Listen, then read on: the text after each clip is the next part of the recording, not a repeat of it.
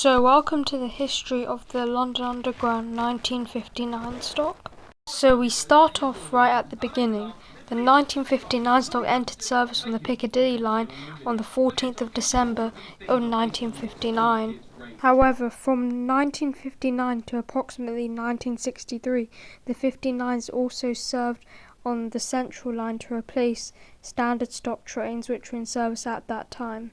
After the 1962 stock, which entered service on the Central line on the 12th of April 1962, the 1959 stock were brought back to the Piccadilly line and replaced standard stock trains. In the early 1970s, the 1959 stock were also added with stabling taillights alongside their twin headlamps. This was because the use of oil tail lamps were being withdrawn.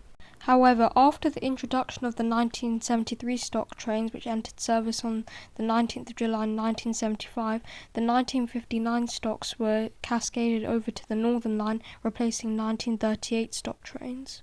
They then served on the Northern Line for a couple more years after the 1973 stock had completely taken over the Piccadilly line.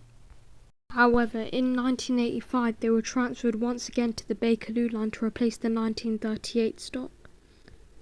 After replacing the 1938 stock on the Bakerloo line, the 1959 stocks were slowly brought back to the Northern line, replaced by 1972 Mark II stock trains. By the early 1990s, reliability was getting to a low and was in need of works attention, so a minor refurbishment of the stock took place. By 1998, the 59 stock's refurbishments had long since been destroyed by graffiti and vandalism. By now, the 59's failure rate had risen to 1 in 1,864 miles. The 59s were in urgent need of replacement. In order to replace the 1959 stock and the 30 trains of 1972 Mark I stock, 106 six-car trains of 1995 stock were ordered to replace the 59s and 72s.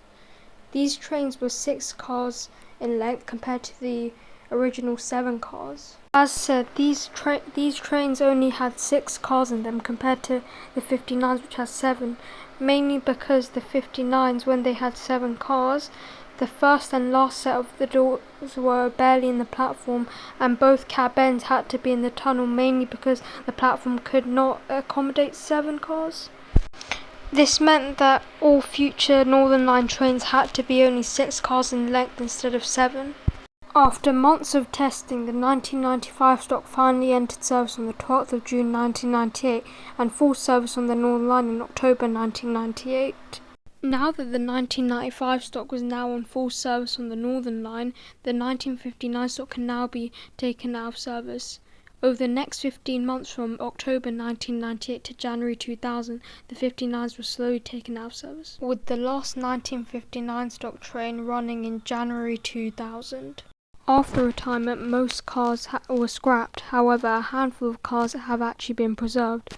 This includes car 1030 at Mangaps Railway Museum, trailer car 2044, which is also at Mangaps Railway Museum, DM car 1031, which is preserved at the Epping Ongar Railway, driving motor cars 1044 and 1045, which are both at the Alderney Railway in the Channel Islands, and finally one complete unit, DM car 1304, NDM 9305, trailer car 2304, and driving motor car 1305 have all been privately preserved in West Sussex.